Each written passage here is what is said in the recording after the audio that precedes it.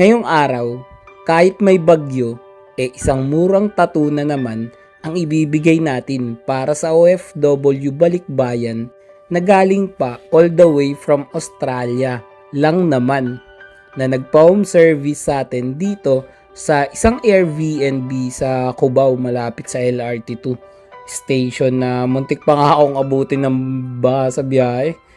Alam nyo naman, delikado ngayon, lalo na nakamotor lang ako.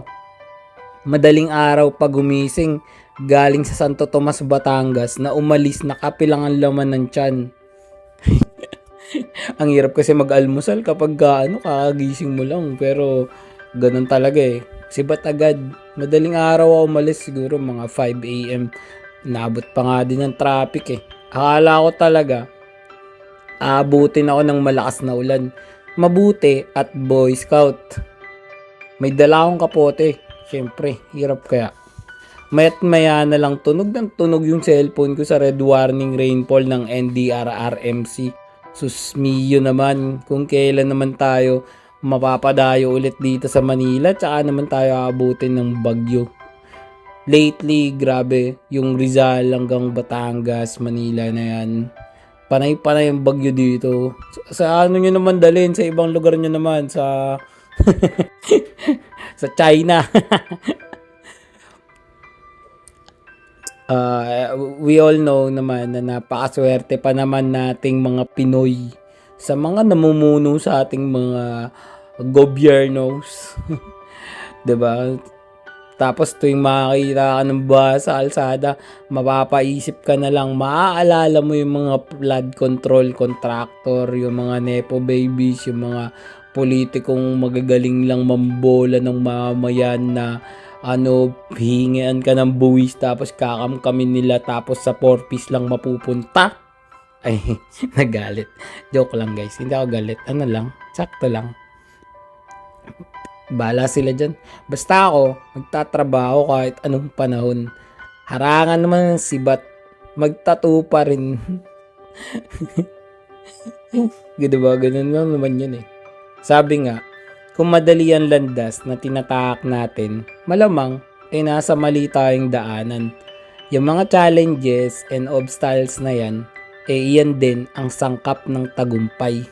Yung success na dumaan sa proseso at hindi yung madalian na nakarating dahil ng daya, mainapakan o nagpabuhat lang. Hirap naman nun guys, pag-aasa lang tayo sa iba. Kailangan din natin magbanat ng buto, gumamit ng utak, makaramdam. Diba? Ang hirap kasi dun sa iba, yung mga hindi nagpaparamdam, yung sila magagaling mangutang, tapos pag kumatok ka sa bahay nila, ipis yung sasagot. Hindi ka man lang maharap eh, 'di ba? Hindi ka man lang mapakiusapan, hindi man lang makipag-areglo mo, 'di ba? Para dun sa mga atraso ng nagaganap sa bayang Sinilangan. Ako kasi naniniwala ako na hindi acceptable na salita ang boring, nakakatamad, nakakainip. Hindi yun uso eh sa taong may goal, objective, pangarap na gustong magkaroon, makuha, makamit, makamtan, marating. Walang madali sa umpisa, pero wala ring nagtatapos sa pwede na. Maganda kasi kung palagi nating ituturing ang sarili natin na walang lamang baso.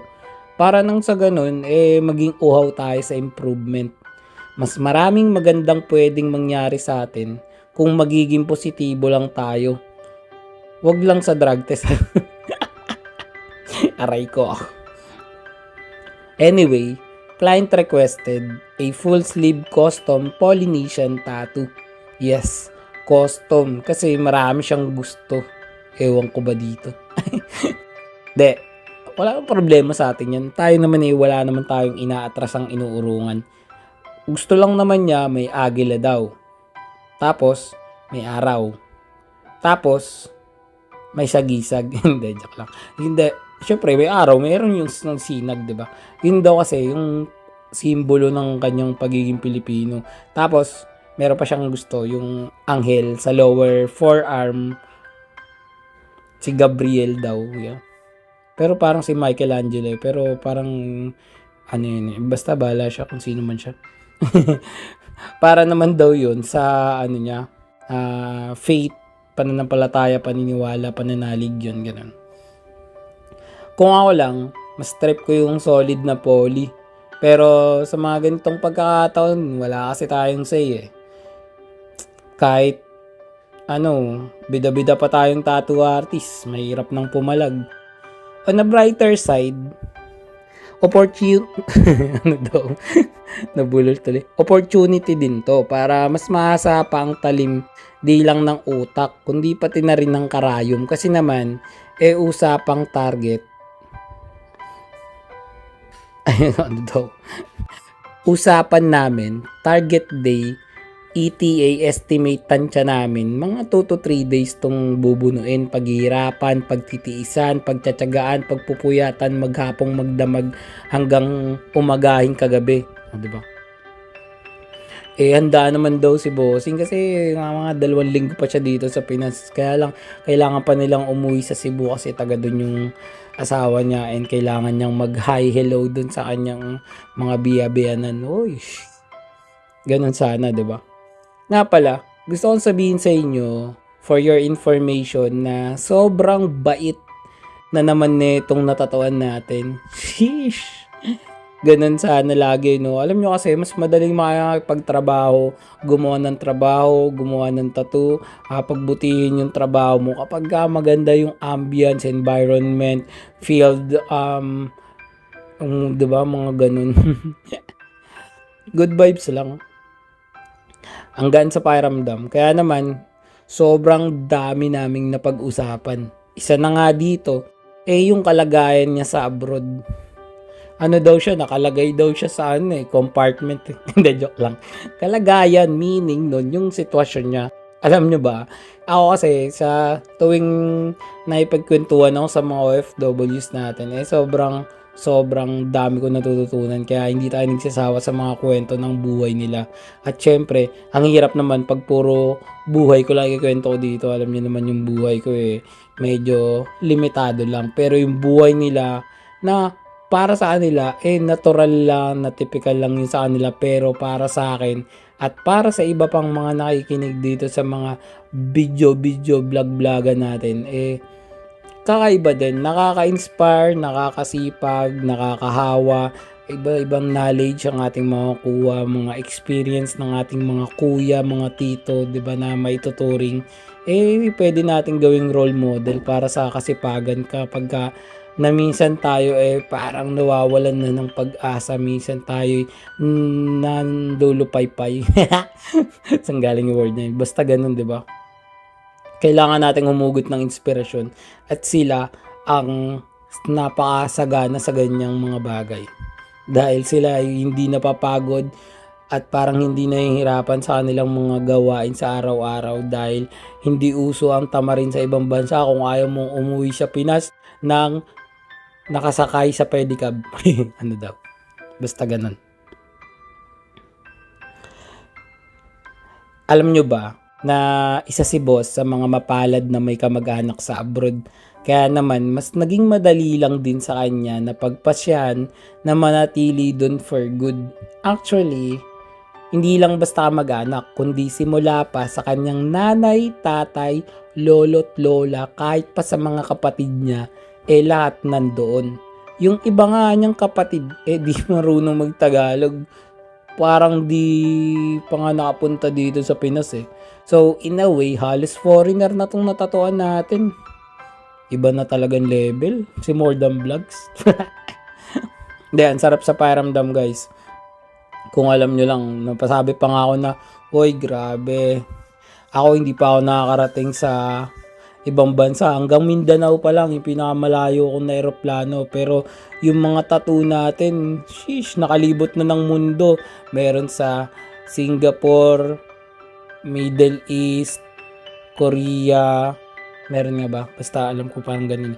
Tapos, dyan sa Australia, sa UK, sa Amerika. Oh, grabe, 'di ba? Nakakatuwa na nakakataba ng puso. Tapos makikita yun ng ibang tao, makikita, ire-refer tayo, makikwento, tapos papanoorin na rin nila tayo, tapos sobrang satisfying nun, diba? Sabi ko nga, mabuti na lang at Pinoy na Pinoy siya. Madali kami nagkasundo kasi mapapalaban ako sa Inglesan pag hindi siya pala nagtatagalog.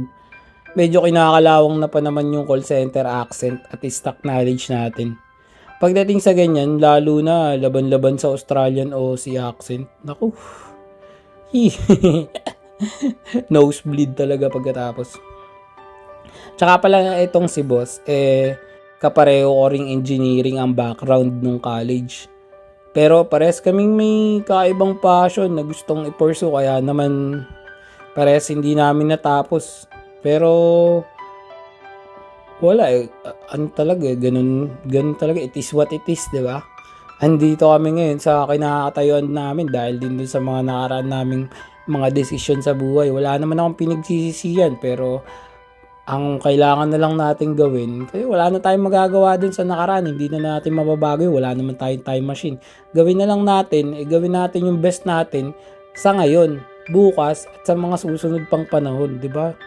Ganun lang, let's move on and live the past and the future and to ourselves and to me.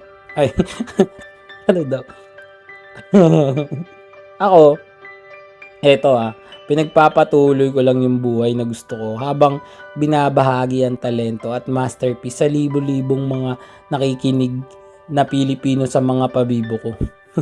Kantay na. Si boss naman, isang machine operator sa kumpanyang factory na gumagawa ng foam kamakutsonigaan. Ganun, papag. Nagbiro pa nga na mabuti na lang at di nila yun tinetesting kasama ng mga bebot na chika babes na Australiana. Bigla dun sumabat yung misis ni boss ng subukan mo lang. Alam nyo kasi sobrang liberated na din ng mga Australians. Tapos kaya nga siguro pupunta na rin doon next year yung asawa ni boss kasi pabantayan na din si boss kasi ang gaganda kasi ng mga doon, mga foreigner doon. Tapos si boss, ang tangkad pa naman nito ni boss, mga basketball player to kaya naku naman, lapitin yata daw to ng chicks Lagot ka boss. Speaking of misis, si Madam, iyan yung sundo niya sa airport pag landing arrival niya dito sa bansang Sinilangan. Etong asawa niya, yung nasa video natin kahapon na first time nagpatattoo, pero 3 agad ang gusto. Gusto pa nga umisa Di daw masakit, sumisipol-sipol pa ng pangiti-ngiti, patawa-tawa lang sa session namin. Panis si boss. Napasabi nga lang ako na baka sa susunod mas marami pa siyang tattoo sa mister niya. Teka, napahaba na naman tong video natin. Para sa mga tropa natin dyan na gusto ng murang tattoo kagaya nito na full sleeve na gusto ng Polynesian, geometric, Japanese mandala, black and gray colored, kahit ano pa man yan guys, ako bahala sa inyo. I got you bro. Tapos, syempre, alam nyo nang gagawin nyo, PM nyo lang ako sa FB page More Than Vlogs. Text o tawagan ako sa cellphone number ko 0970-8250-395. Kahit saan man kayong lupalop ng mundo, daigdig, bansa, lupain, kabundukan, karagatan, ibang planeta, universe. I got you. Ako pupuntahan ko pwede ko kayo dyan i-home service. PM nyo lang ako, napakadali ko lang naman kausap. Basta mapag-usapan lang natin yung mga usapin, di tapos ang usapan, alright? Paano? Bago matapos tong video natin, panoorin at alamin muna natin ang tattoo client review. Let's go! Yeah, gusto mo ba ng tattoo? I got you bro. Full back, full sleeves, full leg, let's go. Full front, sa tuhod, sa siko, sa leeg, ulo kahit face ganado. Support local, proud Pinoy artist. Murang tattoo pero maangas, legit. Daw ang pinaghirapan, buyat bawat beat. Baguhan pero may diskarte, hindi cheap. Line, shading, harmony, flow, texture, contrast, light and shadow. Design na malupit, ako bahala sa'yo. Sa studio man, home service, let's roll. Pwedeng umaray pero bawal gumalaw. Precision sa karayom, di ako atras, bawal sumablay. Gusto mo fine line, so bold na bara. Ko bahala, wag madala. Check my Bossing, tapos na yung tattoo natin. Ano masasabi mo? Solid. 10 out of 10. Yun na. Ganda. Ayos. Next time ulit. Si Bossing, dinayo pa natin yan dito sa Cubao. Galing pa to from Australia. Australia, grabe. San city doon ba? Brisbane. Ayun, Brisbane. Tapos ito, ilang araw natin tinapos? 3 days. Ayun na, 3 days of pain. Grabe, 3 days tapos gagawin natin 5-minute video lang. Paano boss? Ulit ka pa ba? Siyempre. Yeah. Ulit pa. Chest time. Salamat boss sa tiwala. Thank you.